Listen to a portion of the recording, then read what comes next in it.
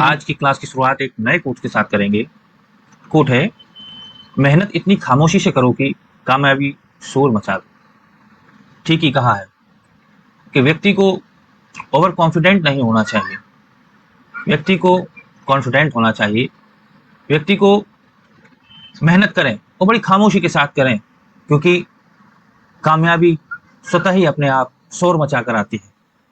तो बहुत अच्छा कोट है, इसको आप अपनी लाइफ में उतारेंगे तो कहीं ना कहीं आपको इसका बेनिफिट्स मिलेगा और आप अपने टारगेट को अचीव करने में ये हेल्पफुल होगा। चलिए इस कोट के साथ हम अपनी क्लास शुरुआत करते हैं। आज की क्लास जो है सेल बायोलॉजी का ही नेक्स्ट टॉपिक है, सेल मेम्ब्रेन, कोशिका भित्ति। तो कोशिका भित्ति से शुरुआत आज करेंगे और कोशिका भित्ति की शुरुआत सबसे पहले उसकी डेफिनेशन, परिभाषा से करेंगे कि कोशिका भित्ति क्या है और ये कहाँ प्रेजेंट रहती है, क्या इसके इम्पोर्टेंस है। तो ये सब इन चीज़ों को लेकर आज का लेक्चर है। तो देखें चलते हैं। कोशिका भित्ति एक अर्धपारगम्य सजीव झिल्ली है, मतलब लाइव है। क्या है?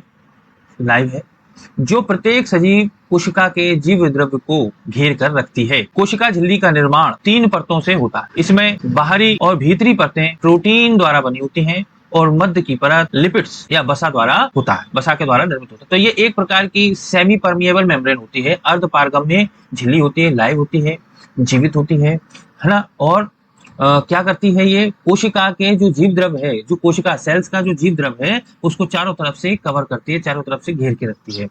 ठीक है, जहां तक इसकी बेसिक जो है निर्माण की बात करें तो ये 3 परतों से मिलकर बनती है, जिसमें बाहरी और भीतरी है ना प्रोटीन द्वारा बनती है और मिडिल की जो लेयर होती है वो लिपिड्स या फैट के द्वारा बनी होती है। अगला, यह कोशिका की आकृति निर्माण करती है। क्या करती है? कोशिका की आकृति का निर्माण करती है तथा जीव द्रव्य की रक्षा करती है। तो ऑफिशियली आप समझेंगे कि कोई लेयर है, कोई परत है, वो कोशिका को कवर करती है, तो जाहिर सी बात है कि वो उसकी सेफ्टी, सुरक्षा भी करती है।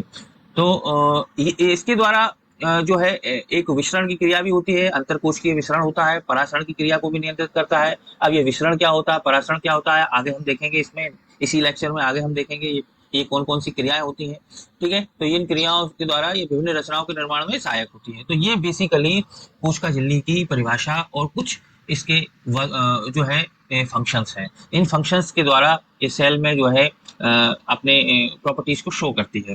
तो अगली इसमें देखते हैं। हाँ, हिस्ट्री पे प्रत्येक चीज का अपना एक हिस्ट्री होता है, तो इसी प्रकार कोशिका झिल्ली का भी एक हिस्ट्री है।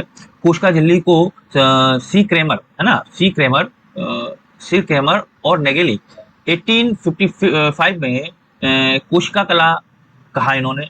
ठीक है, और प्लोव ने जीव द्रव कला का। तो ये है, हमको इसको पढ़ना पड़ता है, स्टैंडर्ड होता है, इसमें कोई चेंजमेंट नहीं होता है, हिस्ट्री स्टैंडर्ड होती है।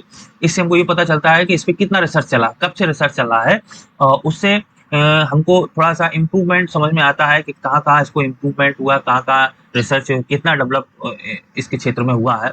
और 1935 में कोशिका झिल्ली के शोधकर्ताओं की एक और जोड़ी हुई थी, अमेरिकी डेनियल और डॉन्सर। इन्होंने लंबे प्रयोग के द्वारा है ना कोशिका झिल्ली में प्रोटीन सामग्री की स्थापना की थी। मतलब कोशिका झिल्ली में प्रोटीन पाया जाता है, ये किसने बताया था? एक जो है अमेरिकन जोड़ी डॉसन और डेनियल नामक साइंटिस्ट ने बताया था। फिर 1960 में अमेरिकन बायोलॉजिस्ट थे जे रॉबर्टसन, है ना। तो उन्होंने जो है कोशिका झिल्ली में 3 परत संरचना का सिद्धांत विकसित किया था। मतलब कोशिका झिल्ली या कोशिका सेल मेम्ब्रेन में 3 परतें पाई जाती हैं, 3 परतों से निर्मित होता है। जैसे कि हमने पहले पढ़ा कि बाहरी और आंतरिक, है ना, बाहरी और भीतरी, ये 2 प्रोटीन की बनी होती है और बीच की जो लेयर होती है वो फैट्स की या वसा की बनी होती है। तो ये किसने बताया? सबसे पहले रॉबर्टसन ने बताया। ठीक है, और ये हुआ, है ना। तो ये सही माना गया। फिर 1895 में ओवरटन ने इसमें लिपिड्स की बनी होती है, सेल लिपिड्स की बनी होती है। तो रॉबर्टसन ने ये बोला, है ना, कि 3 परतों से बनी होती है, और ओवरटन ने बोला कि ये लिपिड्स की बनी होती है। तो इस तरीके से हिस्ट्री इसकी आगे चलती रही। चलिए, इसकी स्ट्रक्चर पे यदि हम ध्यान दें, संरचना पे ध्यान दें अमूमन, तो एक देखेंगे आप, ये इसका एक स्ट्रक्चर देखने को मिलता है कि देखिए आप, ये एक लेयर है ना, फर्स्ट लेयर है, ये फर्स्ट लेयर है ना, और ये एक सेकंड लेयर है। तो या इसको ये कहें कि ये आउटर है, और ये इनर लेयर है। ठीक है, बीच में आप देखें ये लिपिड्स है ना, ये लिपिड्स है, ये सब लिपिड्स है।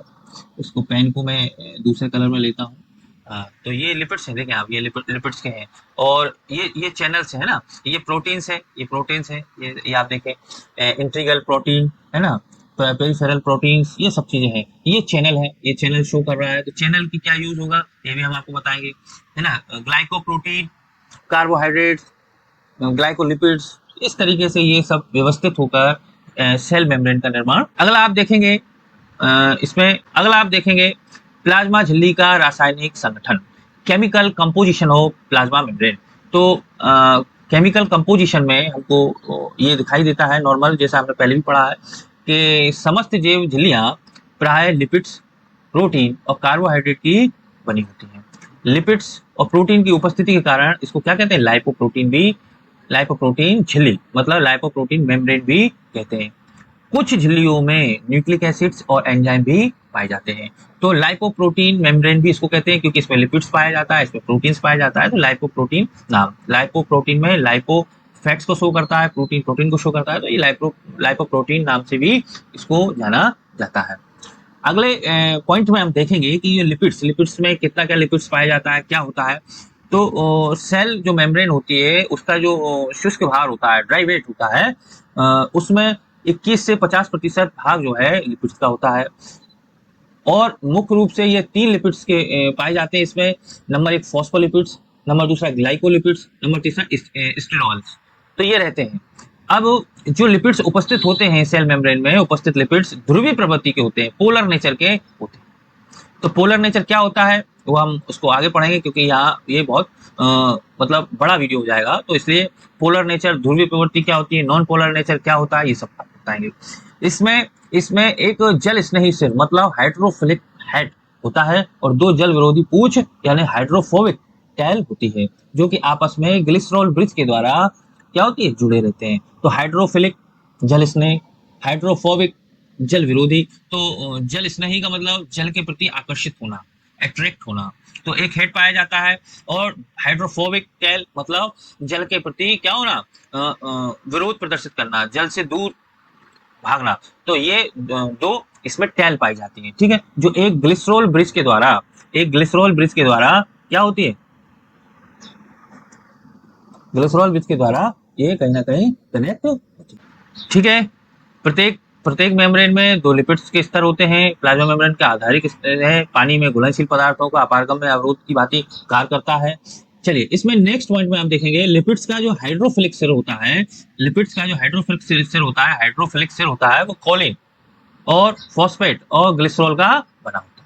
तो ये स्ट्रक्चरली हम देखते हैं, अल्ट्रा स्ट्रक्चर्स में देखते हैं तो आप देखेंगे कि 2 सिरे देखने को मिले थे, हाइड्रोफिलिक और हाइड्रोफोबिक।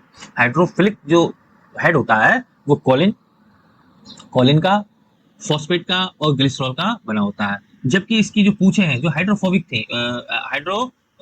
थी वो किसकी बनी होती, लिपिड्स का जो हाइड्रोफिलिक सिर होता है वो कोलिन है ना, कोलिन और फॉस्फेट और ग्लिसरॉल का बना होता है। जबकि इसकी जो पूंछ होती है जो हाइड्रोफोबिक होती है वो फैटी एसिड्स की बनी होती है। चलिए, नेक्स्ट पॉइंट में प्रोटीन पर डिस्कस करेंगे अपन कि कोशिकावृत्ति में सामान्यतः 2 प्रकार की प्रोटीन्स पाई जाती हैं। कितनी निम्न प्रकार की प्रोटीन्स पाई जाती है। नंबर 1 संरचनात्मक प्रोटीन, दूसरा वाहक प्रोटीन। तो संरचनात्मक प्रोटीन जो है क्या होती है, सेल मेम्ब्रेन की बैकबोन होती है। क्या होती है, बैकबोन होती है। लाइपोफिलिक नेचर की होती है। ठीक है, और जो दूसरी करियर प्रोटीन्स होती है, ये परमिएजेस होती है। इसको परमिएजेस कहते हैं। तो ये कुछ प्रोटीन का है। ठीक है, ये प्रोटीन पदार्थों के आवागमन में सहायक होती है। झिल्ली में प्रोटीन की मात्रा अलग अलग होती है। इसकी मात्रा लगभग 50 से 75% तक होती है। और सेल मेम्ब्रेन में उपस्थित प्रोटीन को क्या कहते हैं, स्ट्रोमेटिन कहते हैं। क्या कहते हैं, स्ट्रोमेटिन कहा जाता है। तो ये कभी कभी कॉम्पिटिटिव एग्जाम्स में पूछ लिया जाता है कि जो है सेल मेम्ब्रेन में जो प्रोटीन उपस्थित होती है उसको क्या कहते हैं, तो उसको स्ट्रोमेटिन कहते हैं। चलिए, नेक्स्ट पॉइंट के रूप में हम कार्बोहाइड्रेट पर डिस्कस करेंगे थोड़ा सा। इसमें कि जंतुओं की यकृत और लाल रक्त कणिकाओं आरबीसी जो सेल्स होती है ना, तो एनिमल्स में जो जो लिवर सेल्स होती है और आरबीसी सेल्स होती है, उनकी प्लाज्मा झिल्ली में क्या होता है, हेक्सोन एमीन और फ्रक्टोज कार्बोहाइड्रेट पाए जाते हैं। तो ये भी कॉम्पिटिटिव का बहुत इंपॉर्टेंट मोस्ट इंपॉर्टेंट क्वेश्चन है कि आरबीसी में किस प्रकार का कार्बोहाइड्रेट्स पाया जाता है, किस प्रकार का कार्बोहाइड्रेट्स पाया जाता है। तो इसमें है जो आरबीसी में है वो हेक्सोन एमीन और फ्रक्टोज नाम के कार्बोहाइड्रेट्स पाए जाते हैं। तो ये हो गया, ठीक है। अब एंजाइम्स पे नेक्स्ट पॉइंट पे एंजाइम पे डिस्कशन कर लेंगे कि प्लाज्मा मेम्ब्रेन में अब तक लगभग 30 एंजाइम्स का की प्रेजेंस जो है पता चली है, जिसमें से कुछ प्रमुख हैं। देखिए ये प्रमुख है। नंबर 1 5 न्यूक्लियोटाइड 5 न्यूक्लियोटाइडेस, ठीक है, एटीपेज एंजाइम्स, एक्टिवेटेड एंजाइम्स, दूसरा succinic dehydrogenase enzymes, cholinesterase enzymes. ये कुछ इंपोर्टेंट एंजाइम्स हैं जो प्लाज्मा मेम्ब्रेन में प्रेजेंस होते हैं और लगभग 30 एंजाइमों की प्रेजेंस जो है कोशिका झिल्ली में देखने को मिली। चलिए, तो सेल मेम्ब्रेन की कोशिका में क्या क्यों प्रेजेंस है, तो मेन प्रेजेंस तो उसके फंक्शंस के बेसिस पे ही होता है। तो इसके क्या क्या कार्य हैं, कोशिका कला तथा कोशिका झिल्ली के क्या कार्य हैं, वो उस पर डिस्कस करेंगे। Functions of cell membrane. तो पहला जो है वो है कोशिका झिल्ली का लचीलापन। तो जो सेल है वो सेल को जो फ्लेक्सिबिलिटी देती है, जो लचीलापन देता है, फ्लेक्सिबिलिटी, वो हमें किससे मिलती है, हमें सेल मेम्ब्रेन से मिलती है। एक कोश के जीवों में बाह्य वातावरण से भोज्य पदार्थ ग्रहण करना और ये सहायक करती है। इस प्रक्रिया को एंडोसाइटोसिस कहते हैं। अमीबा इस प्रक्रिया के द्वारा भोजन ग्रहण करता है। तो एंडोसाइटोसिस का मतलब है कि कोई सेल है, वो सेल के बाहर ये सेल मेम्ब्रेन प्रेजेंस होती है और ये क्या है, ये इन्वायरमेंट है, और इन्वायरमेंट से फूड्स जो है सेल के अंदर जाता है। तो किसके द्वारा जाता है, सेल मेम्ब्रेन की प्रेजेंस में वो जाता है। तो इसको क्या कहते हैं, एंडोसाइटोसिस प्रोसेस कहते हैं। नेक्स्ट जो इसका फंक्शंस देखेंगे हम। हाँ, सेल मेम्ब्रेन लचीली होती है, कोशिका के अंदर पदार्थों के आने जाने को कंट्रोल करती है और परमिएबल नेचर की होती है। कैसी होती है, परमिएबल नेचर की होती है, पारगम्यता होती है। क्या होती है, पारगम्यता होती है। तो पारगम्यता के आधार पर कोशिका कला अलग अलग प्रकार की होती है। किस प्रकार की होती है, पारगम्यता के आधार पर कोशिका कला निम्न प्रकार की होती है। तो सबसे पहला इसमें जो पॉइंट है वो क्या है, अपारगम्यता। तो अपारगम्यता क्या होता है, अपारगम्यता क्या होता है, ऐसी कोशिका कला जो किसी पदार्थ को आर पार नहीं जाने देती, अपारगम होती है। मतलब कोई सेल है, उस सेल में ना पदार्थ बाहर जाए ना पदार्थ अंदर आए, तो ये जो है ये अपारगम हो गई। ये झिल्ली जो है मेम्ब्रेन अपारगम हो गई। तो ये अपारगम्यता के कारण पदार्थों का आना जाना इसमें संभव नहीं होता है। दूसरा देखें तो आप देखेंगे कि ऐसी कोशिका कला सेल मेम्ब्रेन जो कुछ चुने हुए पदार्थों को ही कोशिका के अंदर और बाहर आने जाने देती है, तो उसको कहते हैं चयनात्मक पारगम्य कला, मतलब selective permeable membrane, selective permeable membrane. तो सभी कोशिका कला इस श्रेणी में आती है क्योंकि सब सिलेक्टिव रहती हैं। कुछ पदार्थ जो निश्चित पदार्थ जिनके लिए वो स्पेशलाइज रहती हैं, उनमें स्पेशल कैरेक्टर होता है, तो वो उन्हीं पदार्थों को अंदर आने देती हैं, बाकी पदार्थों को अंदर के लिए बाकी पदार्थों को अंदर आने नहीं देती। तो इसको कहते हैं सिलेक्टिव परमिएबल मेम्ब्रेन, चयनात्मक पारगम्य कला। दूसरी होती है कोशिका कला जो जल की कोशिकाओं के अंदर है ना, जल को कोशिकाओं के अंदर और बाहर आने देती है, तो इसको अर्ध पारगम्य झिल्ली कहते हैं, सेमी परमिएबल मेम्ब्रेन कहते हैं। तो ये भी होती है। कुछ आने अपारगम्य कोशिका कला हो गई, जैसा हमने पहले पढ़ा, अपारगम्यता का जो गुण होता है वो पाया जाता है, तो अपारगम्य कोशिका कला उसको। अगले फंक्शंस के रूप में देखिए, अगले फंक्शंस में सेल मेम्ब्रेन है, वो सेल मेम्ब्रेन जैसा कि पहले पॉइंट आया था, हमने आपको बताया था कि आगे हम उसको समझाएंगे, विसरण है ना, विसरण का पॉइंट आया। जैसा कि हमने आपको बताया था कि विसरण और परासरण आए थे, तो क्या होता है, तो अभी उसको उस चीज को हम अभी डिस्कस करेंगे कि विसरण और परासरण क्या होता है। तो आप देखेंगे कि जब कोई सांद्र है ना, तो आप देखेंगे जब कम सांद्र एवं अधिक सांद्रता वाले विलयनों को अर्ध पारगम्य झिल्ली के द्वारा अलग रखा जाता है, तो जल कम सांद्रता वाले विलयन से अधिक सांद्रता वाले विलयन की ओर बहता है। यह क्रिया परासरण या ओस्मोसिस कहलाती है। मतलब सांद्रता के बेसिस पर ये सब चीजें होती हैं। जो परासरण होता है वो कम सांद्रता से अधिक सांद्रता की ओर पदार्थों के या जल के कणों के जाने की प्रक्रिया है। जब कोई पदार्थ कम सांद्रता से अधिक सांद्रता की ओर जाता है तो वो प्रक्रिया परासरण कहलाती है, ऑस्मोसिस कहलाती है। लेकिन वो किसकी प्रेजेंस में होती है? सेमी परमिएबल मेम्ब्रेन की प्रेजेंस में वो प्रक्रिया होती है। तो प्लांट्स में, एनिमल्स में बहुत सारी ऐसी प्रोसेस हैं, बहुत सारी ऐसी क्रियाएं हैं जो परासरण के द्वारा संचालित होती हैं, जिसमें पदार्थों का आवागमन, आदान प्रदान, ये सब जो है परासरण की क्रिया के द्वारा संभव होता। नेक्स्ट में देखेंगे, है ना, तो इसमें एक तो एक्सो ऑस्मोसिस होता है ना, जब अंदर से बाहर जाता है तो एक्सो ऑस्मोसिस होता है, जब बाहर से अंदर आता है तो एंडो ऑस्मोसिस होता है। तो ये इसके कुछ टाइप्स हैं। अगली जो क्रिया है वो क्रिया है विसरण। क्या है? विसरण। तो है ना, इसमें भी दो सांद्रता वाले, अलग अलग सांद्रता वाले विलियंस को रखा जाता है, लेकिन इसमें क्या होता है कि अधिक सांद्रता से कम सांद्रता की ओर पदार्थों का आवागमन होता है। इसमें किसी प्रकार की कोई प्रोसेस, कोई मेम्ब्रेन की आवश्यकता नहीं होती है ना। तो ये जैसे ये अधिक सांद्रता वाला पदार्थ है और ये कम सांद्रता वाला पदार्थ है, इसमें बहुत सारा पदार्थ रखा हुआ है ना, और इसमें कम रखा हुआ है, तो ये इधर से इधर फ्लो करेगा। अधिक सांद्रता से कम सांद्रता की ओर फ्लो होगा, लेकिन इसमें किसी लेयर की कोई प्रेजेंस उपस्थिति नहीं होती, और ये तब तक चलता रहता है जब तक कि दोनों जो है सांद्रता क्या ना हो जाए, इक्वल ना हो जाए। क्या ना हो जाए? इक्वल ना हो जाए।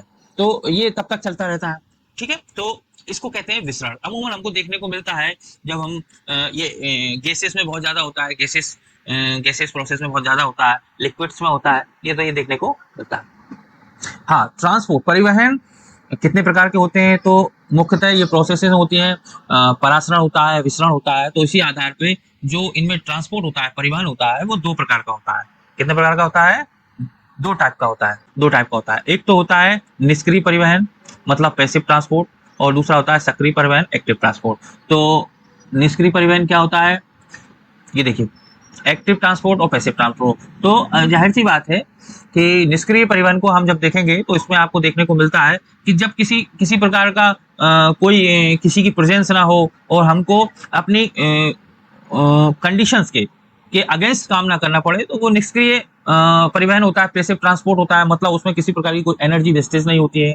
तो ये प्रक्रिया जो है आप देखेंगे विसरण में देखने को मिलता है ना। विसरण में आप चीज देखने में तो आप इसको देखें परिभाषा, प्लाज्मा कला से होकर अनेक पदार्थ या अनेक आयंस अपने अधिक सांद्रता क्षेत्र से कम सांद्रता क्षेत्र की ओर, है ना, सांद्रता की प्रवणता के अनुसार साधारण रूप से विसरित हो जाते हैं। इनमें किसी प्रकार की ऊर्जा का व्यय नहीं होता है। इसे निष्क्रिय परिवहन या पैसिव ट्रांसपोर्ट कहते हैं। ठीक है, तो कोई इसमें किसी प्रकार की कोई ऊर्जा वेस्टेज नहीं होती है। विसरण, तो विसरण द्वारा, है ना, जल का तनु घोल, डाइल्यूट सॉल्यूशंस होता है, तनु घोल होता है, वो उच्च जल सांद्रता से वाले स्थान से सांद्र जल जो है अर्धपारगम्य झिल्ली के द्वारा पार होना परासरण कहलाता है। ठीक है, तो ये है। तो जनरली आप देखें तो कि जिसमें हमें एनर्जी हमारी खर्च नहीं होती है वो पैसिव ट्रांसपोर्ट होता है, और जहां हमारी एनर्जी वेस्टेज होती है वहां वो एक्टिव ट्रांसपोर्ट होता है। तो एक्टिव ट्रांसपोर्ट में मेम्ब्रेन की प्रेजेंस रहती है और कंडीशंस जो है देखिए ना, इसमें एक्टिव ट्रांसपोर्ट में क्या बता रहा है, ये निम्न सांद्रता स्थान से उच्च सांद्रता वाले स्थान की ओर होता है। ये ऊर्जा निर्भर प्रक्रिया है, वाहक प्रोटीन की प्रेजेंस द्वारा संपन्न होती है। तो ये सब है। तो इसमें एंजाइम्स वर्क करते हैं, ऊर्जा का व्यय होता है ना। एंजाइम परमेज एंजाइम और ऑक्सीजन की उपस्थिति में होता है। एटीपी ऊर्जा खर्च होती है। तो ये इस तरीके से ये होता है। चलिए, आज का लेक्चर यहीं समाप्त होता है। जाहिर सी बात है कि सेल मेम्ब्रेन से जुड़े हुए सभी पॉइंट को इस लेक्चर में कवर अप किया गया है। और भी अगर इससे रिलेटेड अगर कोई पॉइंट्स अपना छूट रहा है तो आप कमेंट्स बॉक्स में उसको मेंशन करें, जिस पे हम आगे उसका लेक्चर बनाएंगे। इस पे हम अभी सेल बायोलॉजी से रिलेटेड कॉम्पिटिटिव सीरीज भी लाएंगे, जिसमें हम कॉम्पिटिटिव क्वेश्चंस पर डिस्कस करेंगे। आशा है आपको लेक्चर अच्छा लगा होगा। अगर लेक्चर अच्छा लगा आपको तो कुछ इम्पोर्टेंट इसमें लगा तो आप इसको लाइक करें और चैनल को सब्सक्राइब कर लें और इसको शेयर भी करें, क्योंकि जो आपके जो फ्रेंड्स हैं, आपके जो क्लासमेट्स हैं, उनके लिए ये इम्पोर्टेंट रहेगा, है ना। इससे आप नोट्स प्रिपेयर कर सकते हैं और हमको थोड़ा सा मोटिवेशन भी मिलता है, ताकि ऐसे ही इम्पोर्टेंट वीडियोस हम आपके साथ शेयर कर सकें, आपके लिए बनाएं। तो चैनल को सब्सक्राइब कर लें और आपका दिन शुभ हो। Okay, thank you.